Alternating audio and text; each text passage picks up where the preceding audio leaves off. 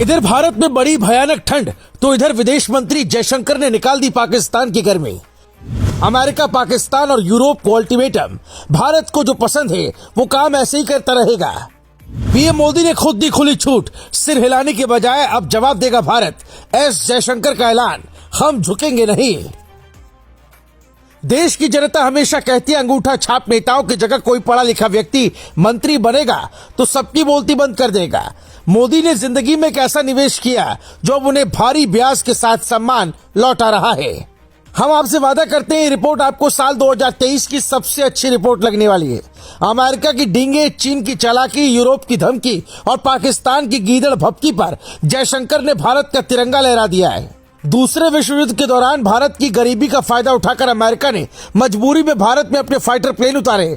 दुनिया के कई देश आज भी भारत को वही पिछड़ा और मजबूर देश समझने की भूल कर बैठे हैं। और एक पत्रकार ने गुलामी की सोच वाला सवाल पूछा तो जयशंकर ने सबकी हवा टाइट कर दी। दरअसल देश के कई नेता नए साल पर विदेशों में जब छुट्टी मनाने जाते हैं तब जयशंकर ने एक अच्छा काम किया। यूरोप का एक देश है ऑस्ट्रिया, जर्मनी का पड़ोसी है, पर यह पाकिस्तान में खास दिलचस्पी रखता है। वहां एक पत्रकार ने सवाल पूछा। ऑस्ट्रिया के विदेश मंत्री पाकिस्तान की पैरवी कर रहे थे, पर जयशंकर ने पूरा खेल ही खत्म कर दिया।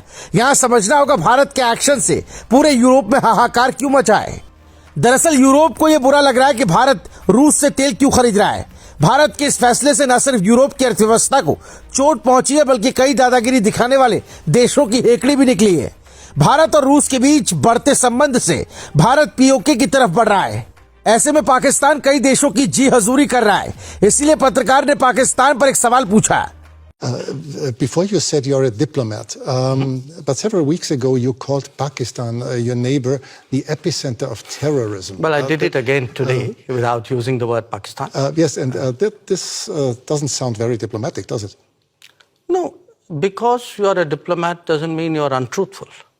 I could use much harsher words than epicenter. So believe me, considering what has been happening to us, I think epicenter is a very diplomatic word.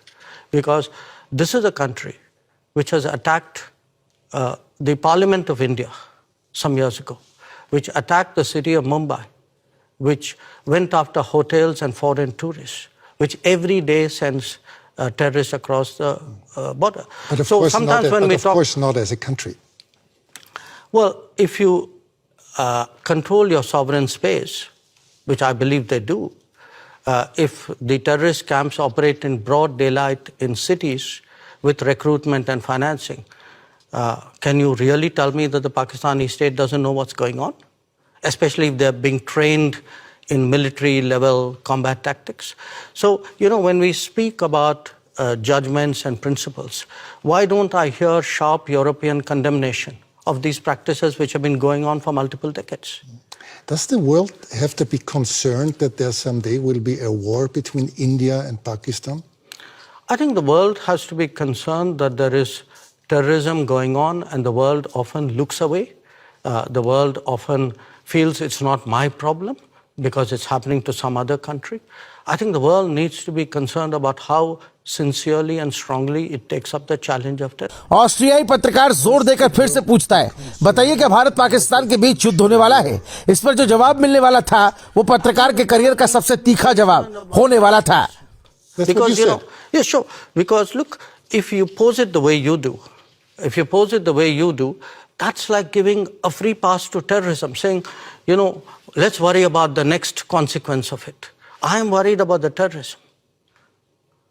यूरोपीय देशों के सहारे अमेरिका की राजनीति काफी हद तक चमकती है। अमेरिका नहीं चाहता कि भारत रूस से तेल खरीदे। यही कारण है कि यूरोप के कई देश ये मुद्दा उठाते हैं। ऑस्ट्रिया एक ऐसा देश है जिसके भारत से संबंध अच्छे हैं, पर पाकिस्तान से बुरे भी नहीं हैं। जयशंकर का ये जवाब इसीलिए मायने रखता है क्योंकि दुश्मन दोस्त के घर में बैठकर दुश्मन की पोल खोलने में मजा आता है। इसीलिए 2024 का चुनाव जब हो जाए तो मोदी को चाहिए अपनी कैबिनेट में नेताओं की जगह ऐसे पढ़े लिखे अधिकारियों को चुने जो धरती के किसी कोने पर भारत का सिर नहीं झुकने देंगे। आप क्या कहते हैं? सर्दी में गर्मी हुई ना? Bureau report, global Bharat TV.